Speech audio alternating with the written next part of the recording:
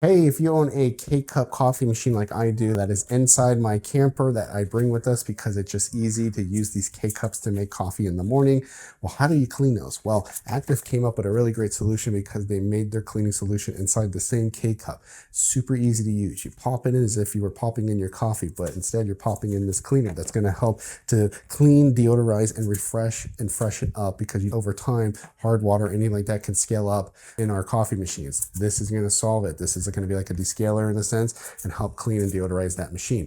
Pop one in, brew your largest cup that you can possibly brew in your machine. Brew the largest cup, let this run through, let it soak through. When it's done, you toss this and brew, and then do a flush, right? I always do a flush after. So brew your largest cup again with nothing in it. Just let that hot water flow through to rinse everything out. And you're going to notice that your machine's going to be a whole lot cleaner, a whole lot more sanitized and deodorized.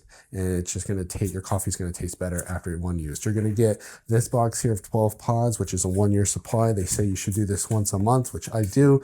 It's a great cleaning solution. It's super easy to carry inside the camper, and just remind yourself every first of the month to go ahead and give your machine a good cleaning with one of these pods. That helps prolong the machine's life too as well.